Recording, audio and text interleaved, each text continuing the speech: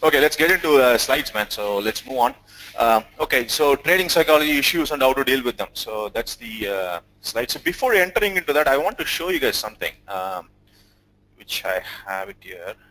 Okay, how many guys, when they started, wish their equity curve would be like this? How many guys here? Just say yes in the Slack chat because I have other window open up. Yeah, okay. Yeah, me. I mean, the first answer should be me. Basically, that's how I thought. I mean, you start your capital from zero, and every day when the market closes, I'll be up like handsomely, like couple of thousand rupees, couple of $1,000 or whatever. And then the equity curve will be like nicely going from the left bottom to the right up. That's what I thought. But you know what happened? So a lot of things changed. I was underwater for a long time. I blew accounts. A lot of things happened. So this I want to, I used to have a mentor. His name is John Carter. He lives in Texas. So he has written a couple of books too. So we used to talk once in 2 weeks. That's the agreement we had.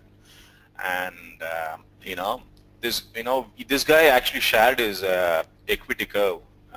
Basically, the numbers might be a little bit exaggerated or a little bit, understated, but this is the real equity curve of John Carter, starting from 2003 to 2010. Basically, what this guy does is this guy takes up a $10,000 account and grows it to $100,000 account and teaches people. So he's into education business too. So from 2003, if you see his equity curve, I mean, it looks all nice, right? But you look at here, I mean, if you look at the 2009 May to 2010 March, I almost see equity curve drawdown of close to 34%, 35, 34%. So he said that is how the equity curve is going to be, right? So I didn't understand this when I started. I thought it was going to be a neat straight line, just like the way we see railway tracks, just keep on going on a straight line from bottommost left part to the topmost right part, but that didn't happen. And he also showed me something else, which opened my eyes. See, this is the 2000 until 2010, right? But what he showed me was in 2005 from his 95 equity curve. And this is what underwater equity is. I'm sure Rajendran would be able to help you guys on that. Basically, this is how long our trading account has been underwater and, and by how much. Webinar. Oh, okay, people know this, right? So yeah, so this is how the underwater equity. So the equity was down like what, 30% almost, 27, 28%. And then the equity was down by 16% here. It was down by close to 16%. And a lot of underwater drawdowns here. So that is how it has happened. And I want to show you guys something. There is a famous commodity trader called Bill Dunn. He's been trading for almost 45 years in the market from 1970. So this guy's equity curve looks like this. So look at it here. So he started, right? So the red line is basically S&P and the green line is Dunn's fund, basically. So if you see it here, he had a drawdown of 52% right here in 77. In 78, he has a drawdown of 28%. So basically, he was underwater for 4 years in a row. And then he had a drawdown of 43% in 82. He had a drawdown of 34, 35, 29, 34, 40, 27, 60% in 2008. But guess what? The compounded annual return of Dunn is 19% versus S&P 12%. So, I would give my limbs and my legs and probably not my head because I need my head, to this guy to manage my money. Absolutely, because 19% compound return is crazy. So yeah, so this is how the equity curve looks like. So we're going to have a lot of drawdowns. We're going to have a lot of losing streaks. Not like what Rajendran was telling, 17 winners in a row in January. Probably not that way. We're going to have a lot of losing streaks. I'm sure Rajendran knows that. I'm sure you guys know that. So this is how the equity curve of a typical trader looks, typical hedge fund manager looks, a typical professional trader. Equity curve looks like this. So I want to keep abreast of that information with you guys. So with that in mind, I also want to show you one more picture which talks about the losing streaks. So this is on basis of 5,000 trades. There's something called Monte Carlo simulation, wherein it actually takes your, let's say you have taken 500 live trades, so it just extrapolates the trades and gives sequences. Basically sequencing will be done, and then it will talk about the statistical probability of your system. So let's say your winning ratio is 30%. The possible losing streak, basically the number of losses in a row you might get is 30. This is by statistics. I'm not making up this number. So if somebody believes in mathematics, this is how statistics work. And the win percentage is, let's say, my win percentage is close to 46, 47%. So I can have anywhere between 16 to 18 losers in a row. So this is how sequencing works too. So we just don't know how the trades are going to get distributed. So, for example, right now Rajendran is having 10 winners in a row, which is absolutely possible on a 50 to 55% winning system. 10 winners in a row. That also means that, there is a possibility that he might get a 13 to 14 losers in a row. So his money management, his risk-taking capabilities, his maximum drawdown and his emotional drawdown, everything depends on how well he's going to handle that 14 or 15 losers in a row, right? So this is how the winning streaks looks like, right? 90% winning rate system, you have 5 possible losing streak on a period of, let's say, 5,000 trades. This is how it is. So to be successful, we need to accept the losing streaks will occur. I mean, we all know that, but the problem is we actually don't accept it mentally. So I will get back to that. So this is what I want to show before even we start, just to prep up you guys on the drawdowns and the losing streaks and other stuff. So yeah, okay. Okay, I'm keeping on getting questions. So Rajendra, I'm not going to talk about questions. Let me finish up the slides first. Okay. Yes. Yeah. Please. Okay. So okay, guys. So what I want to talk about today is basically I have put on slides, so I'm going to go for a full screen. Okay. Okay, we're going to talk about the common psychological roadblocks, the psychological biases, the risks that are embedded in trading. Basically, not your financial risk, the psychological risk. Financial risks are pretty much intuitive. I mean, we all know what are the financial risks we face in trading, but psychological risks are abundant actually. The traits that hamper our trading, I mean, as human beings, we have some innate characters like loss aversion, regret aversion. So all these traits actually hamper our trading and psychological reasons for lack of discipline. So there's too much of hype going on about discipline, so I want to break some myths and then I want to reinforce some facts in that section. So psychological for lack of discipline and dealing with the psychological issues. Of course, we cannot just talk about the problems, right? So we need to give solutions out too. So I hope I can touch one or two of your cards. Basically card is basically I'm trying to say I can touch a couple of your points in your brain that can trigger the way of thinking, which probably gives you a better trading judgments and trading psychology. So that's my hope in this seminar or webinar, and I hope I can fulfill that, right? Okay, so let's get on to the slides now. So the common psychological roadblocks. The first one. See, remember I posted questions on the Slack forum. So basically the questions I put on slides here. So if you look at the first point, trading for fun or trading to make money. How many of you actually trade to make money? I mean, I see. Okay, before you go on further, this is going to be a completely interactive session. Unfortunately, you guys cannot speak back with me. It's not like a real seminar or something. So I need your answers in the Slack window, if you can, at least 4 or 5 people who can answer my questions once in a while. I would really appreciate that. So I want to know how many people trade for fun and how many people trade to make money.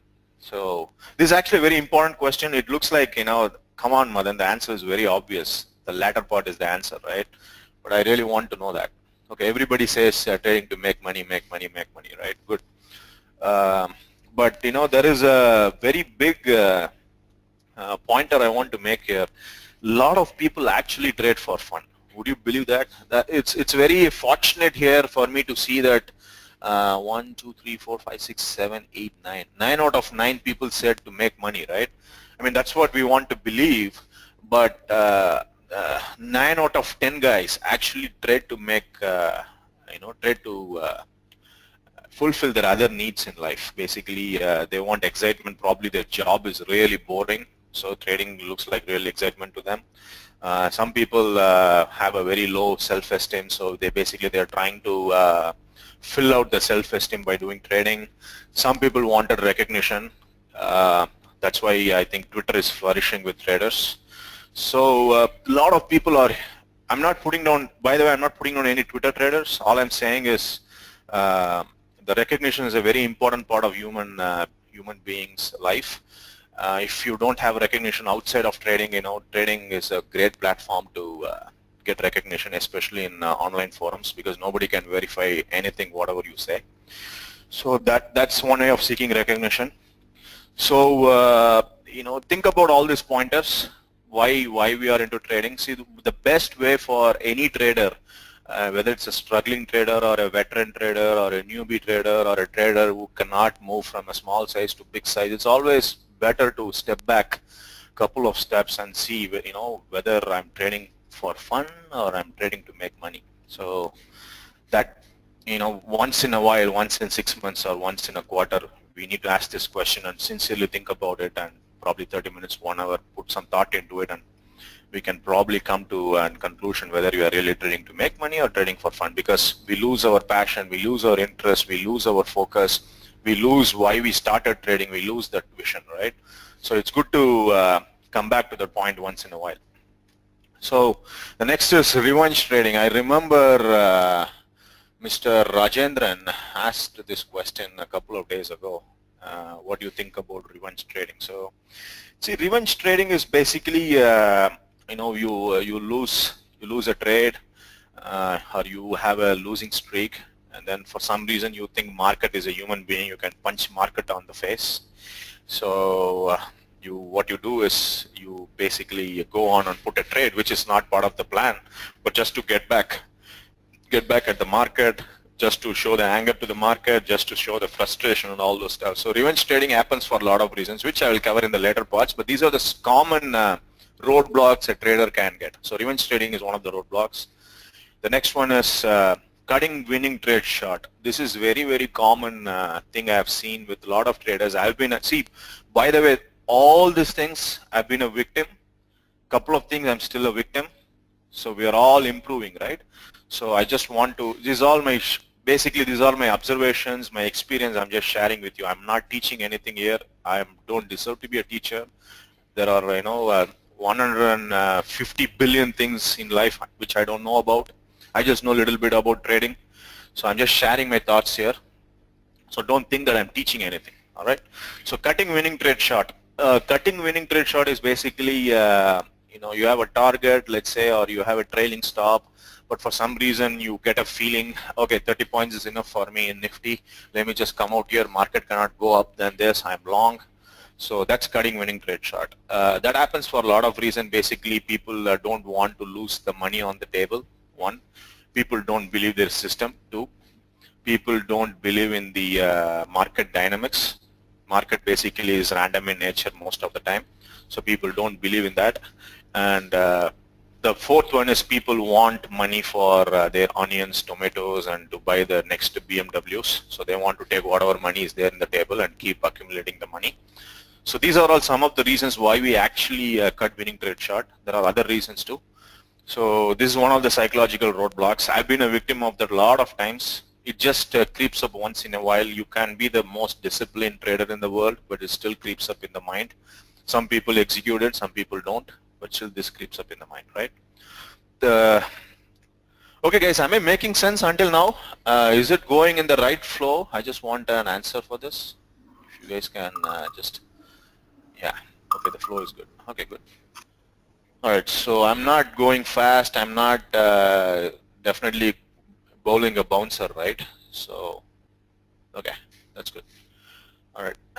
Okay, seeking trading success as part-time trader. So this is where I think a lot of the participants in this forum is going to disagree with me. But this is all my opinions. I always tell to people, opinions are like belly buttons. Everybody has one, so don't worry about it. So your belly button is different than mine. So that's how the nature is. So this is my opinion. Basically, the popular understanding, the popular notion about being a professional, a very successful professional, is putting like 10,000 hours of time. I mean, I've read this in a lot of books. I've read this in a lot of management books. They say 10,000 hours of practice will give you sound fundamentals, and still you cannot become a very famous, renowned professional, but that's the basics. So we need to build on that number of hours, and we should probably sleep, eat, and drink whatever we do. So, but unfortunately, what happens is this is one profession where there is no benchmark as such. Anybody with 2,000 rupees can actually trade Nifty, I guess, with the kind of leverages broker offers. So 2,000 rupees is nothing. I mean, you go with your wife, and then 2,000 rupees is gone for a dinner. So with 2,000 rupees, you can get into this profession, and people think that the profession can be conquered just by being a part-time person. But unfortunately, that doesn't happen, right? Because you guys are all on jobs, and think about what's your boss's thought process would be if you show up to the office 2 hours a day and be a part-time employee to your company. The same way, being part-time in trading and seeking trading prowess or a very renowned success, it's probably out of reach for most of us, at least for average guys like me. So we need to understand that there's only so much success can be attained by being part-time. If you take this profession very seriously, full-time is the only option. Assuming that you have taken care of your expenses for the next 4 years and other blah blah blahs, which needs to be fulfilled before we enter into full-time trading. Okay, so the next point, P&L difference on eliminating non-efficient days. What does that mean? So that's exactly the question I posted I think a couple of days ago in Slack forum, wherein I asked, think about the scenarios where you didn't follow your plan, or you didn't follow the money management, or you didn't follow your risk control. Think about those days or those trades and see, and just assume that you could eliminate those trades, you could eliminate those days, right? So how would your P&L look? I'm sure my P&L would look really great, I'm sure, than what it looks like right now. I'm sure that will be the case for most of us here. So, I want you guys to think on those lines too. So what makes us deviate from our plan? What makes us deviate from our money management plan? What makes us deviate from our exit management? What makes us jump into the gun before the actual scenario shapes up? Why are we jumping the gun? So all these things, I think, as a trader, we need to reflect on and see, why do we do what we do? I mean, why do we deviate? I mean, there should be a big reason for deviating, right? So that is the crux of this whole session. I mean, we have a great method. We have an edge in the market. The edge actually works in the market with the current market dynamics. Market changes, that's fine. Current market dynamics, the edge works. So we all know that the system works. We have backtested the system. We are actually taking live trades on the system for a couple of months, couple of years. Still, why do we deviate from the plan? Still, why we don't respect risk once in a while? When we have a string of winners, let's say 10 winners, why do we increase our positions like a crazy mad guy? Why do we actually stop trading after 8 winners in a row? I know people who actually stop trading after 8 winners in a row. They wait for a couple of losers because they believe in law of averages, right?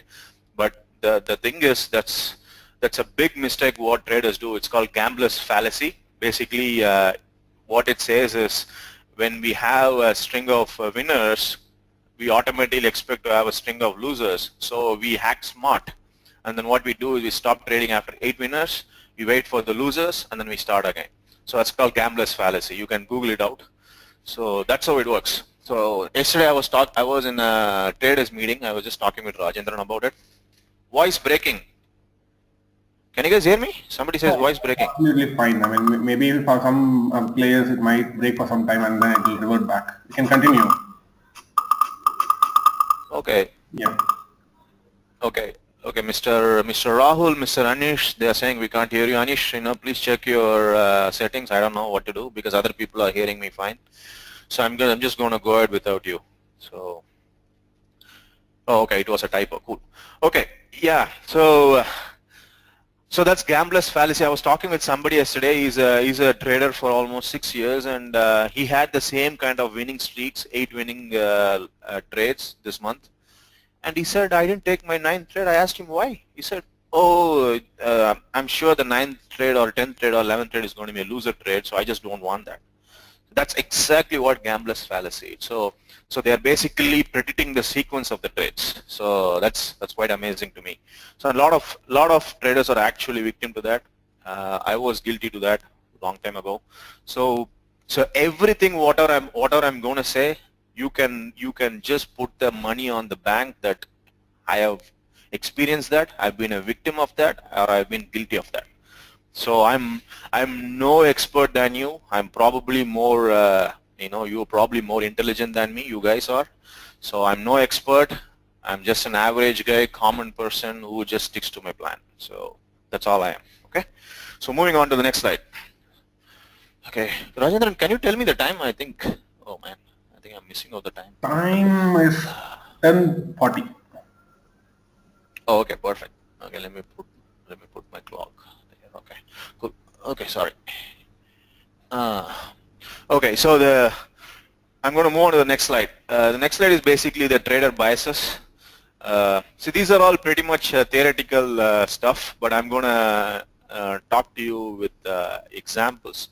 So there are trader biases we have.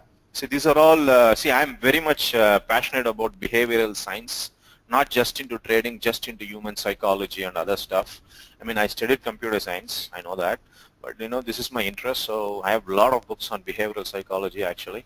So this is my understanding. A lot of things whatever I have read in those books are actually relating to trading. I mean, almost 100%. So first one is, let's say, mental accounting. I mean, I know I put the mental accounting as the last thing in this slide, but let's start with mental accounting. So mental accounting is basically the tendency to value some rupees less than the others. So in poker terms, I mean, I used to play a lot of poker. I'm still playing a lot of poker. In poker terms, it's called house money effect. So what they do is, if you're into a casino and then if you're gambling, and then let's say you are very fortunate to win a couple of rounds. Okay, so what we do is we just tend to risk those profits more than our original capital. Let's say I have 5 lakhs into my trading account and then I have made 2 lakhs. So let's say with 5 lakhs I'm just risking 2% of my account in every trade, but with the 2 lakhs, whatever I get as profit, whatever I have gotten as profit in the last couple of months, let's say, I would risk less 10% maybe or 12%. So basically we actually compartmentalize our profits and our original capital. So a lot of people do that. Actually subconsciously, they don't do it in a very conscious manner. Whatever profit they get, they like to throw it away. A lot of people actually spend a lot of money on their profits. They might not need their product, but they will go to the great Amazon sale, which just ended yesterday, I guess. And then they will are probably going to end today, and they'll probably buy products out of their profits rather than reinvesting their profit into the market or into something which can make more money. They just keep on spending. That's how mental accounting works. Next thing is basically the loss aversion. It's loss aversion, regret aversion, endowment bias. These are all completely innate to human nature. Nobody can escape that. If somebody has escaped it, they are probably sitting on Himalayas doing tapas for the last 10 years or 20 years. But other than that, the people who are living in normal rain and sun, they can't escape this. So this is how our human, nature is. What happens is, loss aversion is basically, we get a lot of pleasure by making money, right? And then we get a lot of pain by losing money.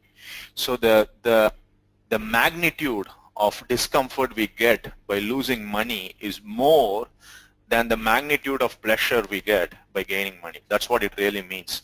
So we do whatever it takes to avoid losses. So that is how the whole brain works. So I don't want to get into this further because you guys can understand this very easily. Pain by losing ₹1,000 is greater than satisfaction in gaining ₹1,000. That's what the slide says. So that's what loss aversion is. The regret aversion, this is another very subtle topic but very important. This is the tendency to basically avoid taking an action due to a fear that in hindsight it will turn out to be less than optimal. What it means is we tend to make choices, or we tend to base our actions based on avoiding the future regret. Okay, what do I mean by that? People basically tend to avoid being wrong. So they don't want to feel that miserable feeling of being wrong. So they make sure that the actions and the choices they make are coherent to that kind of decision. So that is what it is. You guys are with me? I mean, I just want an answer for you. You guys are with me? Whatever I'm saying? Okay, cool. Okay, yeah, thanks guys. Yeah, endowment bias. Endowment bias is basically, let's say I have, okay, IPL is coming up, right? Yeah, IPL is coming up. Chennai Super Kings is not there anymore. So let's take Royal Challengers Bangalore. So Royal Challengers Bangalore, I am in Bangalore and I want to get tickets for Royal Challengers Bangalore. I get it for ₹1,000 per ticket, me and my friends, 5 tickets. So now I own the tickets, right? So what I do is, let's say I cannot go to that match. What I do is I sell the tickets for ₹3,000 or ₹4,000 because once I own it, I value that particular product more. So I don't want anything less than ₹1,200 or ₹1,300. It's not about the profit. It's just the endowment effect I have. Once I own the product, I buy a TV, or let's say I buy a furniture for ₹1 lakh, and then I want to sell it for, I don't want to keep that furniture after a year. I could very well sell it for 80,000 or 90,000 because I've used it. Let's say it's not an antique, but still I would want 1.5 lakhs or 1.66 lakhs for that because I actually feel that I own the product. So once I own the product value goes up mentally to me, so I want more money for the product. That is how endowment bias works. So how it is related to trading? Basically, if you are an investor, this effect is completely like the bullish engulfing. It completely engulfs the mind of the trader. Once you own the stock, of, let's say, TCS. Before owning that stock, you don't feel anything about TCS. You just want to buy based on the numbers. Once you own the stock, it's all about I cannot sell it for loss. So a lot of people don't sell stocks for loss because they feel the endowment effect. So that is how it is. So let's move on. We got more. We got 3 more. We got confirmation bias. This is one of the most common biases any trader or investor can have. Let's say I'm long and market is at 7,900. I entered at 7,900 and market has, my stop loss is 30 points, let's say, and market has moved down like 10 points, 7,890. So what I do is I go to Twitter, I go to TraderG, I go to probably Slack forum and see how many people are short or how many people are long. And then I say, okay, if people are short, they must be mad because the market is clearly going up. But if people are long, see, I was right. That's how my mind works. See, I was right. So people are long, so they're actually confirming my decision. So I'm going to stick with this long. And probably I'm going to even take the stop loss out from 7,870 to 7,850 because the market has to go up because so many people are long. But they just forget that they're actually a victim of the confirmation bias. We tend to see the preconceived notion we have about our trades. So if you're long, you tend to see only the information that conforms to our long view. If you're short, we tend to see the information only that conforms to your short view. So that is how confirmation bias works. Okay, am I making sense here about confirmation bias? Because it's very common, but a lot of people are into it. A lot of people get into forums, get into Twitter, get into Telegram, the new app, or WhatsApp or Skype, whatever forums they are part of, they go and check what other people are doing, which is completely unnecessary. What other guys are doing is completely irrelevant and independent to the trade we have, but still we do it. Next is Lake Wobegon effect. This is a very what to say, it's a funny term. Basically, Lake Wobegon is one of the lakes in US. So somebody was doing a radio show, and people were driving. People listen to radio while driving, right? So they were driving, and so this guy, the radio jockey, basically RJ asked, how many guys feel that you are a better driver than the driver who is driving on the other side of the road, or your fellow drivers? They said almost out of 100 people, 85 people said they are better drivers. So behavioral science says we tend to overestimate our abilities. So we think that, we are superior to others, and we think that, we are better drivers. We think that we are better thinkers. Nothing wrong in it. I mean, I'm not touching the chords of being positive and being a positive frame of mind guy. All I'm saying is more often than not, we tend to overestimate our abilities. So that actually creates overconfidence, and that can be reflected into trading in a very deteriorating way, which I will be covering in the coming slides, how overconfidence affects our trading. So the next is the herding bias. Ignoring our own objective info and focusing on others' action. What does that mean? Basically, confirmation bias and herding bias are like twins. So we are long and so many people are short. The so many people is basically 15 people we watch on Twitter, right? So out of 15 people, 12 people are short. Guess what? I'll just close at my long position because I think, oh, if these many guys who are all experts are all short, let me just close my long position. But unfortunately, what we forget is, this long position was based on our plan, our psychology, our analysis, and our money. But we tend to, just follow the herd. Just, 12 people out of 15 people are short. Let me just close on my long position. And worst case, I'll also go short. And that's not part of my plan. So that is how herding bias works. So I don't need your answer on this, but I'm sure you guys can relate to a lot of these biases, because I was a victim, I've been a victim. But if you guys are not victim of this or guilty of this, great for you. But there is no guarantee that you won't see this in the future. So awareness is the first step towards resolving to a betterment. So I want you guys to be aware on all these biases. That's why I'm covering this. Okay, then we move on to the psychological risks that are embedded in trading. Okay, by the way, all these slides are put by my wife. So I pestered her and I nagged her, I poked her for a couple of days, and then she just put all these things. So I hope it looks nice. So I'm not into PowerPoint, so I have no idea how these things work. Okay, risk of being bored. Okay, thanks guys. A couple of guys are saying great, good. Risk of boredom. Okay. Tell me how many people are actually trading because they're bored with the job. Okay, just be honest, so nobody's going to judge you here. Nobody's going to think bad about you. Nobody's going to think good about you. Nobody's going to feel anything about you. Just like, we're all walking on a road seeking for our actions or seeking for our goals. So nobody is actually bothered whether you are wearing a pink color shirt or a yellow color pant. They're just dealing with their own demons. So don't worry about it. Nobody's going to judge you. I just want to be a very open and honest and practical session so that, we can really get into the meat of the things. Okay. Yeah. So a lot of people actually get into trading because they are bored with their job or bored with their current profession or bored with their current business. Okay. So what trading offers is it offers a lot of excitement. So, you see the adrenaline goes up when your position is going into profits, and the adrenaline actually goes down, and you are you get another kind of hormone that kicks in because you are in the sad state of mind. So somebody says 6666. I don't know what that means. Okay.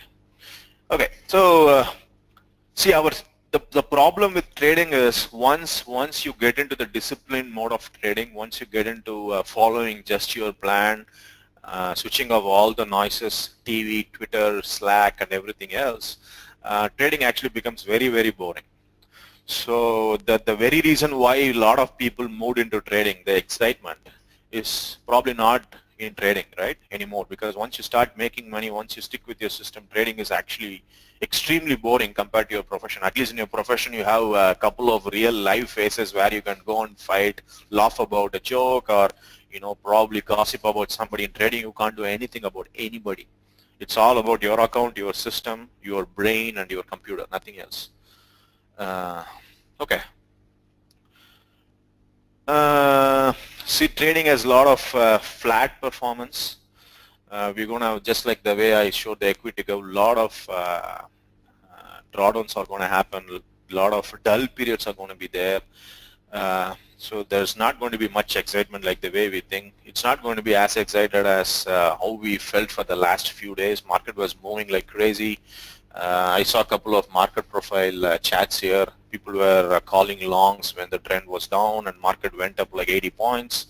So all nice things happened, but sometimes what happens is market still goes away from our direction. We hit our stop losses, we hit our losing streaks, and then for a couple of years we don't make any money in trading. So that's how trading works. I'm talking about long term. I'm not talking about people who want to make 10 crores in the next 2 months. So those people are exceptional guys, but I'm talking about the normal guys who want to take trading as a profession and probably take it in the in a step-by-step fashion. Okay. The risk of drawdown. As I showed the equity curve, drawdown is an essential part of trading, just like breathing. And if you don't breathe, we die. So if you don't have drawdown, then it's not trading. We are doing something else, probably a demo trading, I guess, not with real money. So drawdowns are going to occur. So even a method with a 60-40 win-loss ratio will obviously experience a series of 12 losing trades.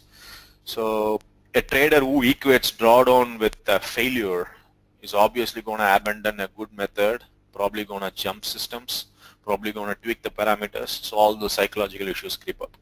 So that's how drawdown works. So these are the psychological risks. So I'm talking about a drawdown risk. And the next risk I'm going to talk about is the euphoria risk. Basically, euphoria is, euphoria is a popular term. Basically, you feel an elated state of mind for a long period of time because you have done something really good, what other people could not do. So that's called euphoria. I would probably use, because we have used the word drawdown for losses, I would probably use the word draw up. I'm just coining this term now, draw up. Draw up is basically your winning streaks. A system which has 60% winning ratio has 13% chance of giving you a streak of 5 winning trades. So I'm into probability and mathematics a bit, so don't worry about the numbers. Just get the gist of it. Basically, a 60% winning system can have 5 to 6 winning trades in a row, once in 10 streaks. Twice in 10 streaks, 20% of the times. So that is how it works. So why is that a risk? So you guys probably can ask me the question, yeah, I understand the risk of drawdown. Why euphoria? Why drop is a risk? Why winning streak is a risk? What usually happens is after a big draw up, many traders become overconfident and change their position sizing and trading frequency. So they negate their edge. That's what they do. So once you start changing your position sizing abnormally, and that's the icing on the cake, you also trade more frequently because we feel that we have conquered the market once the winning streak happens. Or we get into the gambler's fallacy, the opposite end of the pendulum, wherein we don't even put a trade, we don't pull a trigger. The trading trigger would weigh like a ton, so we don't. The mouse will weigh like a ton. We don't move the mouse, so we don't take the trade at all. So either you do that, or we go crazy like a mad bull. So we just let's say somebody's trading 20 lots of Nifty, suddenly they trade like 60 lots of Nifty, assuming that the margin allows them to do that. So they trade 60 lots of Nifty because they are feeling like crazily good. It's like having marijuana or your ecstasy. So you just feel high. You feel like you are flying in Mars. You are flying in a rocket or something. So you do all crazy things when you are high, right? So that's the same thing.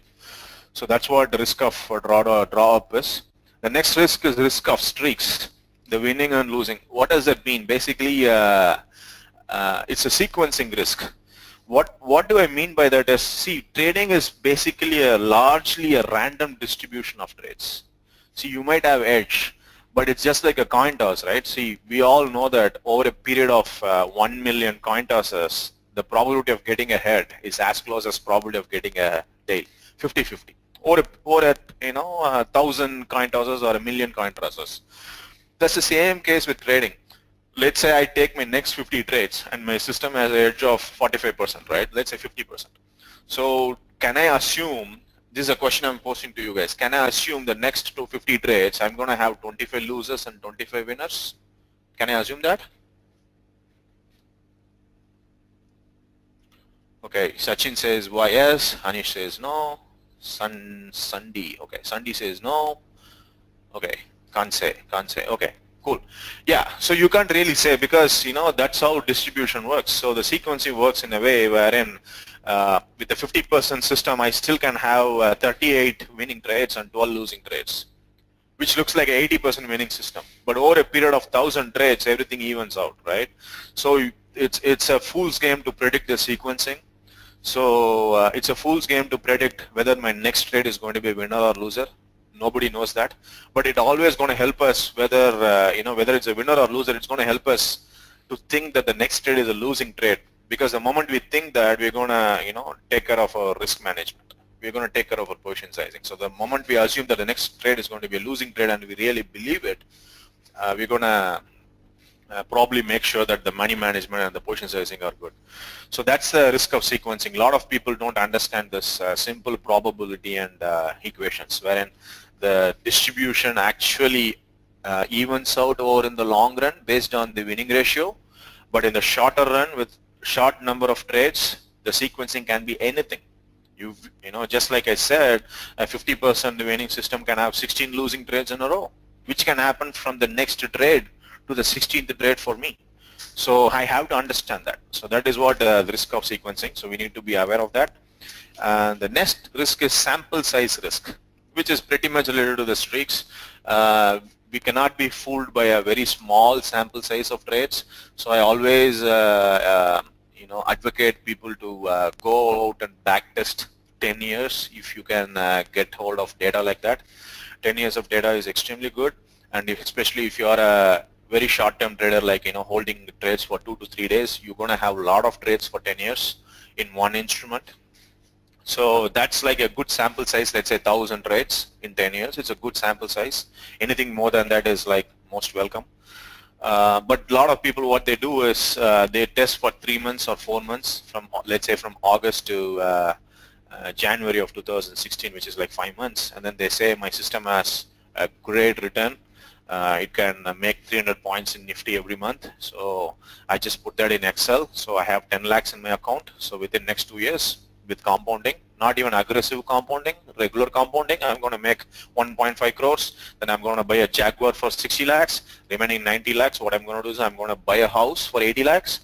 Again, 10 lakhs, I'll make it to 1.5 crores. And the story continues, right? That's what the Excel does to you. The Excel can actually throw up a lot of beautiful numbers, but that is exactly why this risk is extremely scary, because once the sample size is less, the distribution can be anything. I mean, it can do any stuff. But once we move on to 1,000 trades, 5,000 trades, 2,000 trades, everything gets even out. And we probably would have seen a couple of cycles, market cycles. We would have probably seen volatility, contracting cycle, and we would have seen volatility expanding cycle. We would have seen a one-way bull run, hopefully, and hopefully you would have seen a one-way bear run. So all these kind of market conditions would be covered too. And of course, we're going to have a lot of trades. So that is what sample size risk is. Okay, trades that hamper our trading. Okay, 1,000 trades good for backtesting. See, I'm not sure, DRK. The reason is, see, let's say somebody is trading on a 1-minute chart. He's going to probably have 15 trades in a day. So that contributes to probably, 15 multiplied by 20 is, you know the math.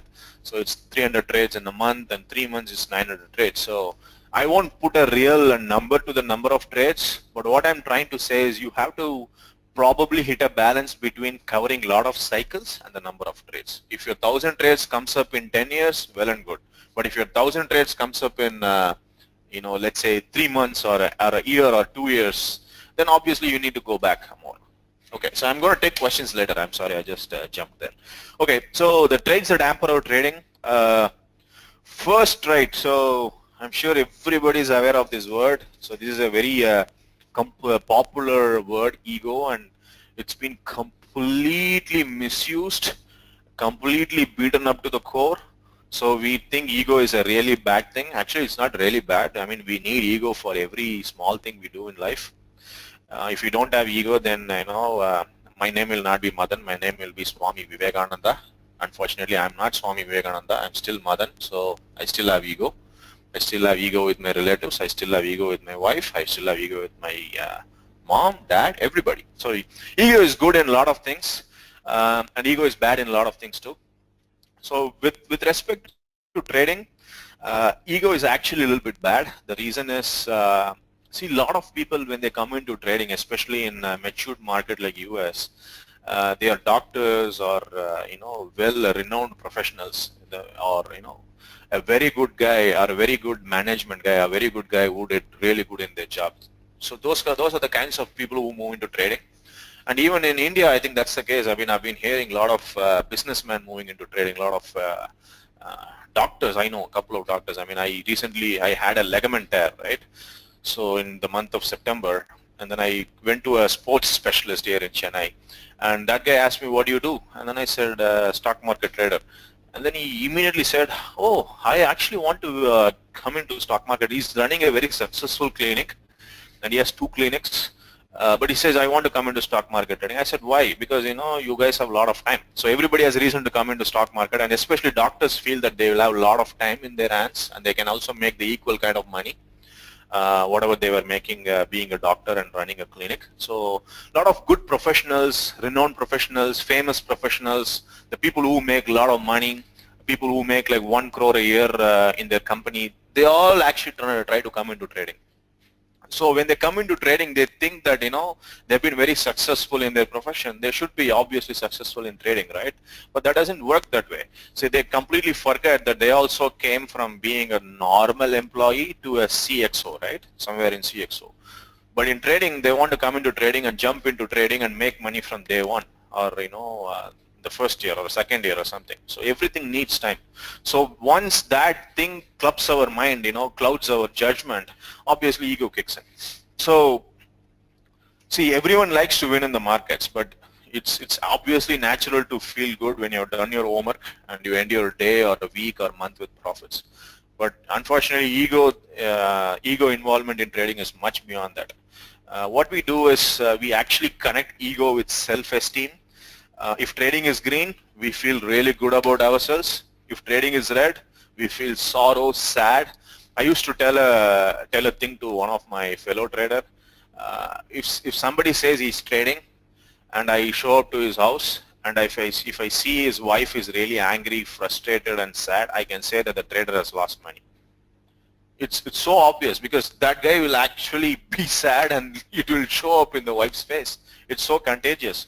So the problem is we actually connect our self-esteem to trading. We forget trading is a profession. Trading is not a life. We forget that. We actually connect that to self-esteem. So that actually puts tremendous pressure on our trading over time. So because we are feeling good when we are positive, we are feeling really sad and gloomy when you are negative. So what happens is it's basically a psychological gun pointed to our head, saying that, okay, you better make sure that your trade is a profit, because your self-esteem is related. So that's one of the reasons why we come out of our trades pretty early, basically sooner rather than later. We cut our winning trade short because somehow we want to make money and we want to feel good about ourselves. So that's interconnected to ego and self-esteem. See, I'm gonna talk about a lot of things which are not really coherent in thought process, but a lot of things are going to get connected with here and there. So it might not be a presentation what Jay did the other day. It was a very coherent presentation where he could flow with his thought process very well. I'm not really as good as Jay or some other speaker. Even the harmonics person did a great job the other day. He was very coherent in his thought process. So what I'm trying to do here is the psychology part is not like, okay, you do step 1, you go to step 2, you go to step 3, you go to step 4, and you're done. You can't really do that. A lot of things are interconnected. So whenever I'm throwing out something, don't feel that, I'm trying to confuse you guys. That's not my intention. All I'm saying is I'm just, pouring my heart out here. I really don't have anything other than the slide next to me. So whatever I'm speaking is basically might not be coherent, but I'm hopefully making some sense here. Okay. So basically, the psychological guide is pointing, and it's saying, okay, make sure that your trade is winner, because you have to feel good, because your self-esteem is connected. So that is how this thing works. Okay.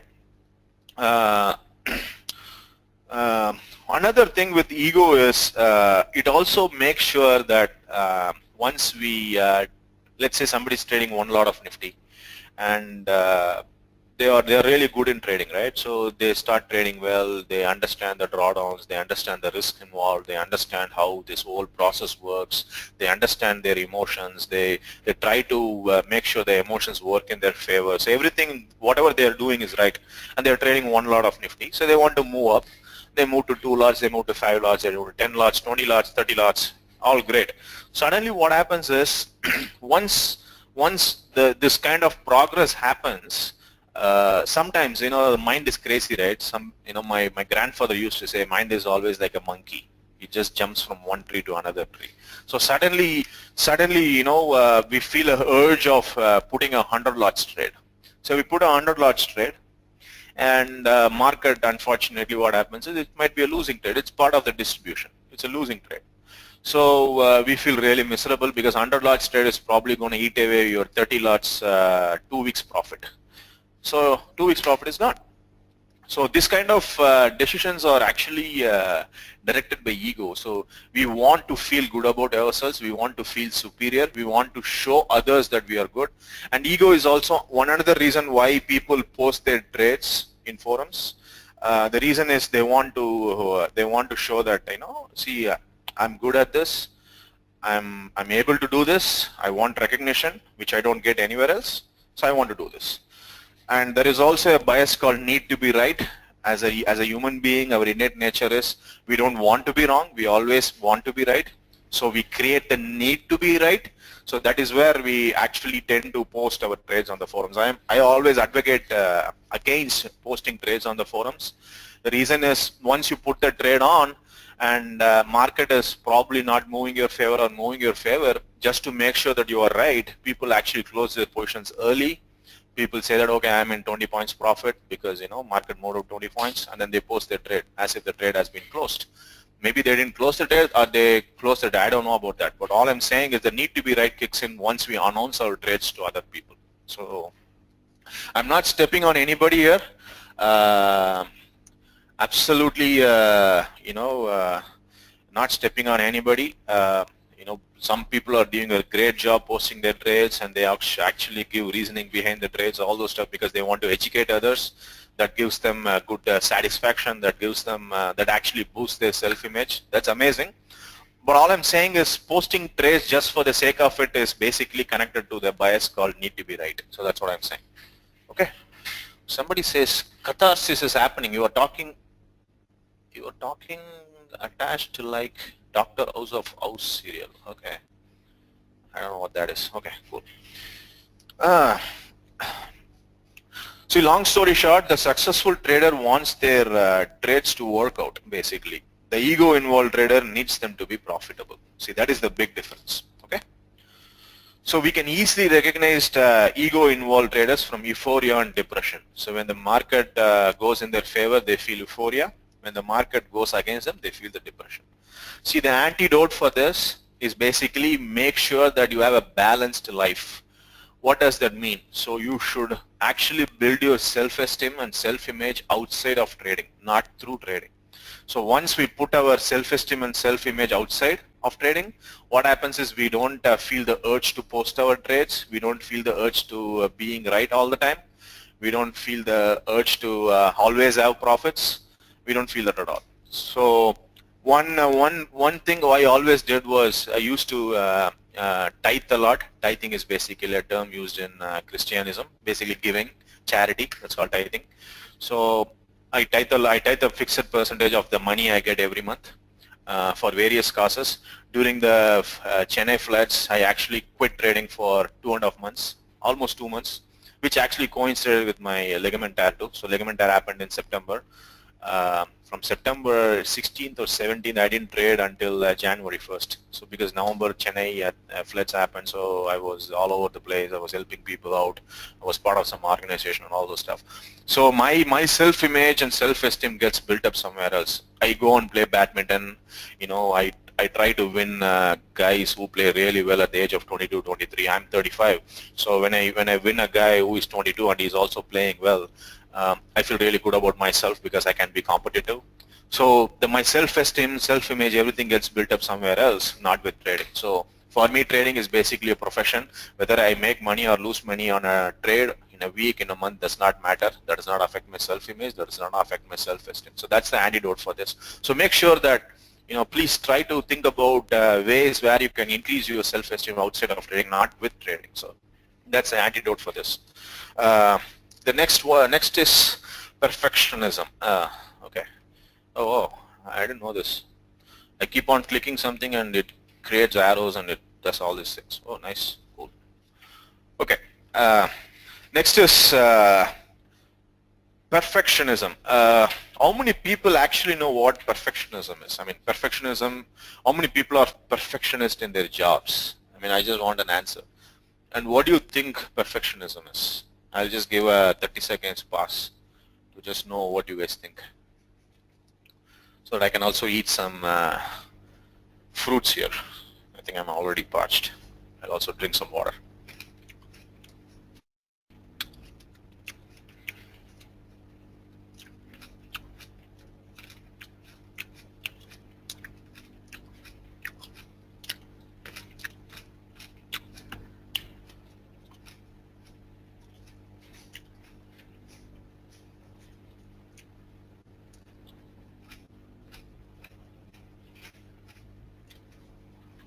Wow, I'm getting excellent response here. Nice, very good.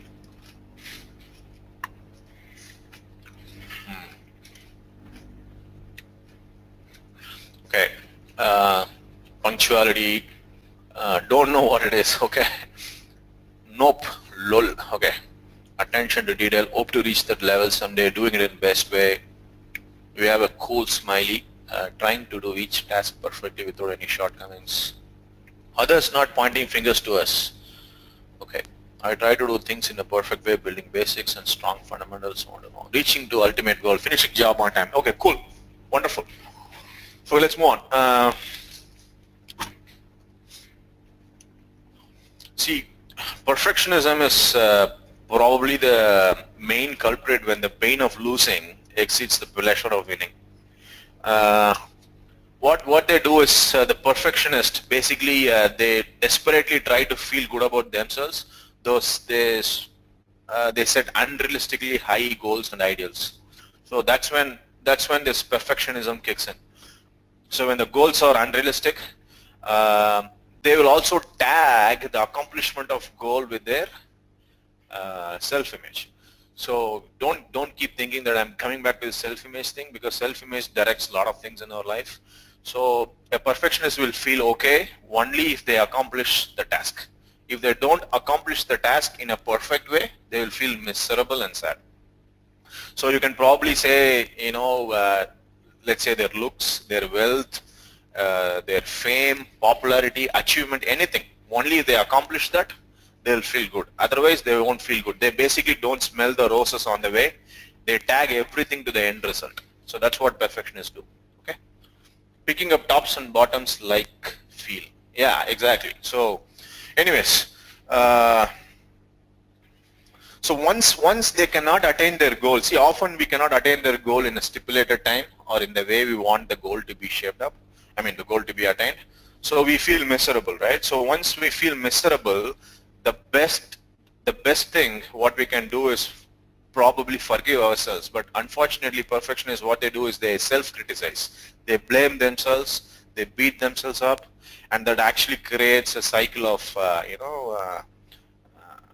deteriorating your, decimating your self-image. Again, that will reflect in your profession, whether you are an employee or a business person or a self-employed person. Everything gets reflected in the kind of work we do because we're beating ourselves. We put our morale down. Once your morale is down, everything is down. So that's how this works. Guys, 1 second. See, okay, one another example of perfectionism is in trading perspective.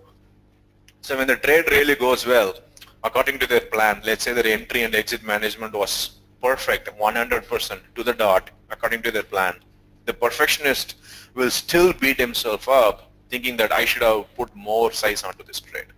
Because perfectionists want the most perfect thing, whatever he does, even if it goes positive in his way. So this guy wants to trade more size now. If the trade does not go well, they review all the reasons that shouldn't have made the trade, should have known better, and all those kind of reasonings. So by focusing on the portion of their performance that doesn't match their goals, this perfectionist guy, what he guys is actually transforms success into defeats and losses into failures.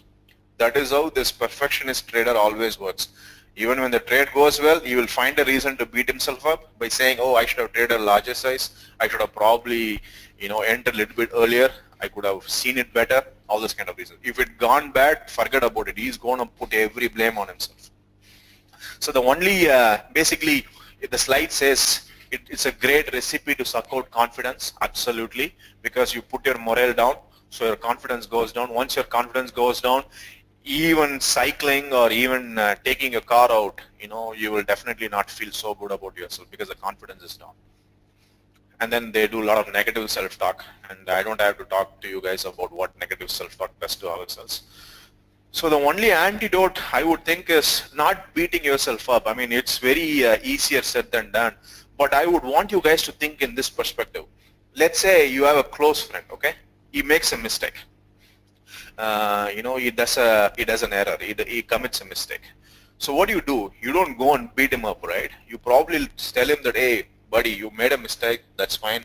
Human beings, we are supposed to make mistakes. We are prone to commit mistakes. We are prone to errors. So, you learn from this error and you move on. You will be so nice with that person because he is your best friend. You'll be so nice. You'll be actually encouraging to that person. You will be actually uplifting the person. And probably you will feel good about himself. You will think that, okay, I made a mistake. I'll probably change from this. I'll learn from this and then I'll move on, right? That's how he's going to feel because you have actually forgive him and you're actually helping him to forgive himself. But that's not what we do when we make the mistake. We beat ourselves up. We actually, some people bang their head. I have literally seen people banging their desk, okay, when the trade doesn't go their way or when they enter the trade a little bit late or when they, took out the profit early and the market moved like another 100 points. I've seen people banging their desk. So, I want you guys to think as if you are your best friend. The way you treat your best friend, whenever he commits mistake, you should treat yourself like that. So once you do that, we don't need to be perfect in all the things. Because, if you don't, it's like a kid, right? When a kid is born, he's all gooey thing, he's going to put saliva out of his mouth, everything is going to happen. And the kid at the age of 3 months or 4 months or 5 months is going to start crawling. And at the age of 1 year or 9 months, it's going to, stand on its own. And then it's going to probably walk, and then it's going to probably run, right? But we don't expect the kid not to make mistake, not to fall down when it's standing for the first time, or when you're teaching your friend or kid cycling. We don't expect that, oh, my kid should never fall, or my friend should never fall. You should learn without making a mistake in cycling. We're not going to think that because we are prone to mistakes. We are going to commit mistakes. Trading is no exception. We're going to make mistakes. Be kind to yourself. Make sure that you are as kind as how you are going to be with your best friend. Okay? I'm going to move on. Overconfidence. This is a very important topic. Okay, let me take the antidote thing. Okay. Tell me how many people are having an aha moment. There is something called aha moment. Ah, man, this guy is talking about me. How many people have that moment right now when I say hates idea of growing account incrementally, spelling out profit goals for each week. Overconfident traders overtrade. Overconfident traders don't believe in screen time. They don't believe in work. They think that they can learn up a system in a couple of days or a couple of months, and then they can start laughing their way to the bank every week, taking 1 lakh, 2 lakhs from their account. And then life is like, it's pakka la la land. So there are people who, I really appreciate Sandy, Managed Derivatives, Amit, and Anish's honesty. If I can type here, I would probably want to type here too. Where is my mouse here? It's me as well. I'm typing. Okay. So I had a haha moment when somebody talks about talked about overconfidence, or when I read about overconfidence somewhere. I don't know, some time ago. So the overconfident traders are actually, a lot of people are stuck in that phase. See, market is so gentle and forgiving. It actually forgives your errors. It actually gives you, let's say I'm long and I have a stop loss of 30 points, and I move my stop loss to 50 points once the market moves down 20 points. And then market moves down to 40 points. So I'm so happy that my stop loss is not hit yet because I moved it to 50 points, and market reverses back to my break even and gives me 30 points profit, which is probably my target. So I feel so good about myself, and for the decision I made, basically,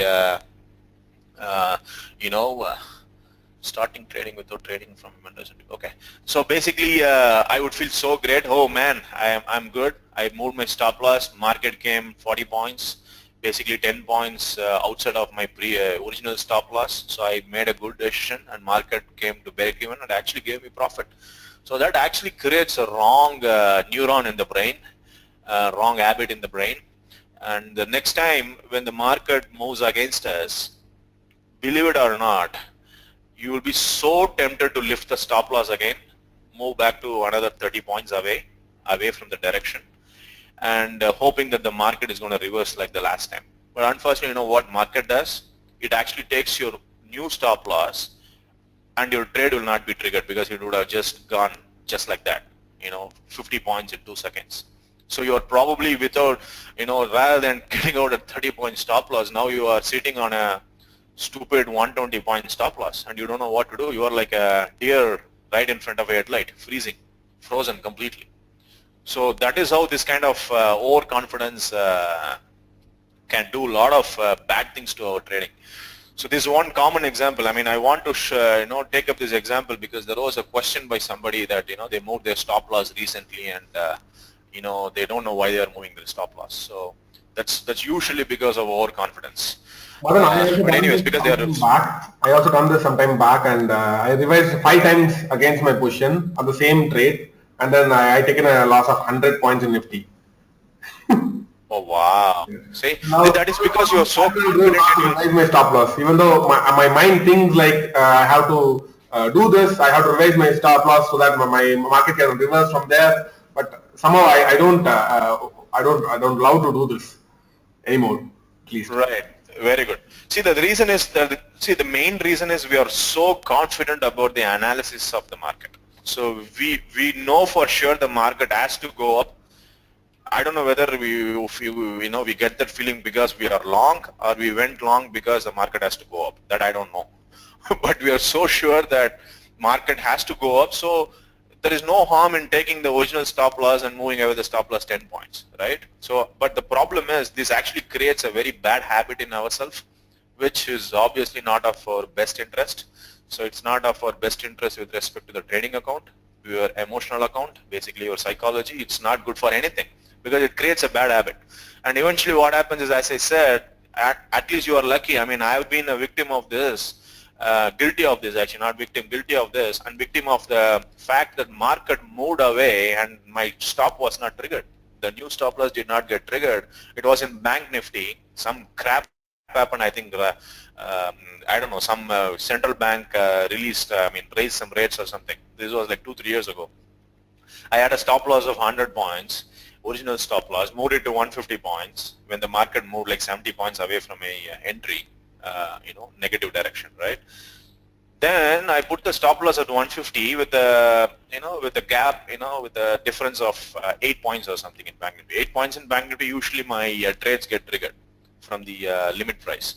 But unfortunately, market moved like 340 points in 2 seconds. It just fell. It just fell like that. So rather than taking the 100-point stop loss, I was sitting on a 460 or 470 point stop loss, which is huge for my account, because that's not good, because I plan to lose only 1.5%. Suddenly I'm losing like 5%, which is like crazy, right? So I have done that couple of times, and somehow market knows, it will give me carrots couple of times, and couple of times it give me rotten eggs. So that's the way market works. So anyways, moving on. The hallmark, I would say the hallmark of the overconfident traders is that they're probably gonna think that they're gonna move the market. When I say move the market, not by the volume, they're gonna think once I go long, market has to go up. Okay, Sachin is telling voice is breaking. Can you guys hear me? Yes, we are able to hear you. Can you hear me without any breaking? Yeah, it's clear. Okay. Again, couple of guys are having issues, maybe with their internet connection, I guess. Okay. All right. So I'm going to move on. So see, basically, instead of patiently waiting, these overconfident traders, they actually jump the gun. What is jumping the gun? Let's say the system says I have to enter at 7430. Rather than waiting for 7430 to be taken out, they enter at 7415, thinking that, oh, of course, market has to go up. Rather than waiting for 7430, let me enter 15 points earlier. So that's a pakka overconfident trader, because he won't wait for the system to shape up to give the trade. He will just, take the trade, jump the gun. But humble traders, they know that the markets expand and contract their volatility. Sometimes the trade is not there. So,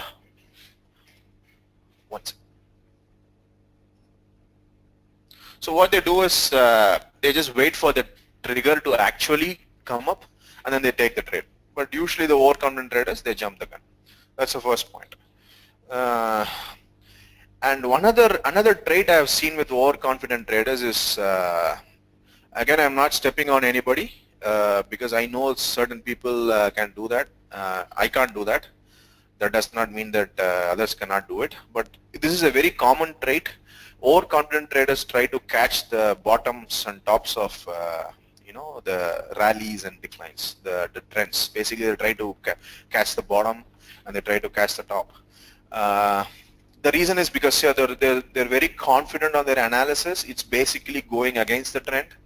The trend is down, and if you're trying to catch the bottom, basically you're trying to go long at the bottom, which is completely against the trend. So overconfident traders, common trait is basically catching bottom and top.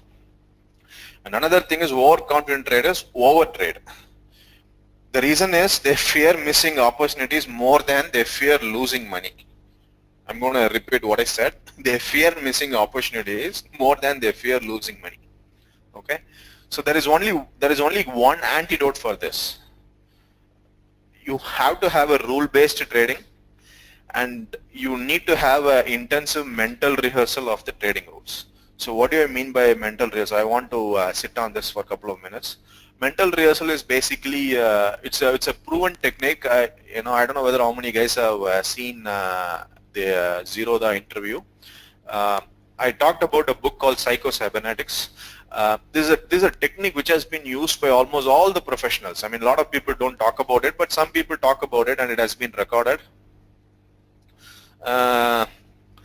Basically, we have to clearly see ourselves, what we want to be, what we achieve, what we want to be in a couple of years or couple of months or couple of weeks. If we can't see ourselves in our brain, it can never materialize in reality. That is the whole concept of this mental rehearsal. So I used to do a lot of mental rehearsal. Even now I do it, but not on a very consistent basis. But I used to do every day. What I do is I visualize myself taking a trade. I visualize myself sticking to stop losses. I visualize myself being calm when the trade is on. I visualize myself sticking to the position sizing. I visualize myself, I visualize the markets moving out of my break-even point, going towards my stop loss, taking my stop loss, and still I don't get really agitated, angry, or frustrated. I keep calm. I know that this is just one trade. The next trade is independent of this trade, so I don't have any bearing of this trade's result on my next trade. So I visualize all these kind of things, and then I know that takes like 20-30 minutes. There's a very specific process to do that. I don't want to get into details. So that kind of mental rehearsals might work for this kind of over trading problem. And another problem is it is best to think what kind of scenarios can go wrong. For example, your internet connection can go off. Yeah, your internet connection can go off, and your broker's terminal can go off. Your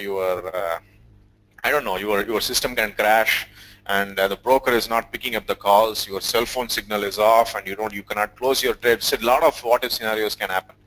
So so these are the things a overconfident trader can do. Basically, he can force himself to spell out the rationale behind the trades, see himself taking the entries correctly, targets, stops.